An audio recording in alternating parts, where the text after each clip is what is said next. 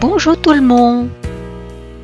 Aujourd'hui, je vous présente une vidéo d'expérimentation sur la fructification programmée d'un ananas.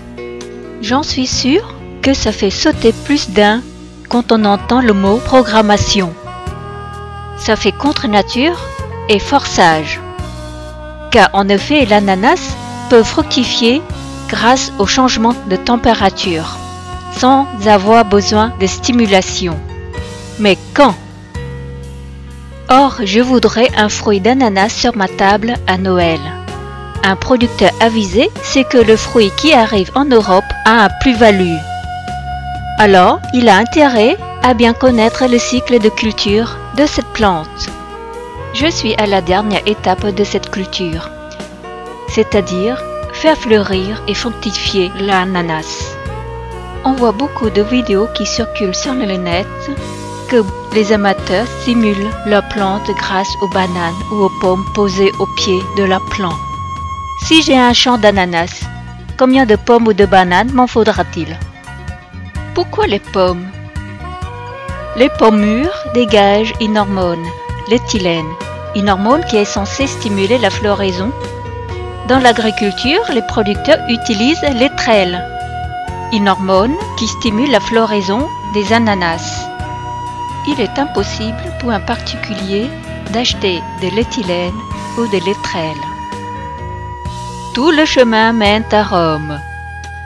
Je vais utiliser le carbure de calcium pour stimuler mon plant d'ananas. Vous pouvez trouver le carbure de calcium sur le net.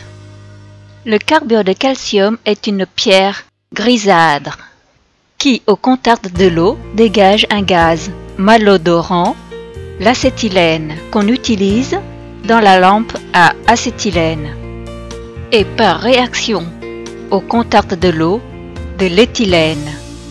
Le carbure de calcium est un produit dangereux, inflammable, à manipuler avec précaution et dans un milieu aéré. J'ai mis 1 gramme de carbure de calcium dans 200 ml d'eau dans une bouteille que j'ai fermée et agitée énergiquement. Et je verse en fin d'après-midi l'équivalent de 50 ml de mon liquide dans le cœur de la plante. Le plant stimulé doit être mature, il doit avoir au moins 18 mois.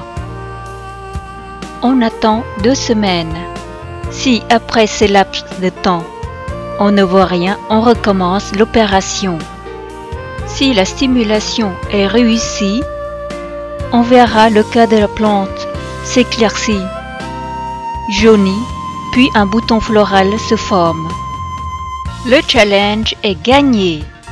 Maintenant, on patiente jusqu'à la cueillette, qui aura lieu 7 mois plus tard, à Noël.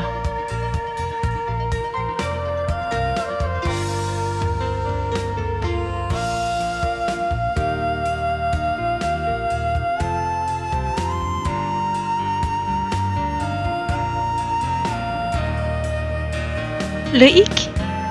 Si je suis sous le tropique, j'aurai comme convenu mon ananas à Noël. Mais hélas, sous les climats nordiques, le manque de soleil et le froid qui arrive, mon fruit d'ananas n'aura pas le temps de mûrir. Mais ça reste une belle expérience.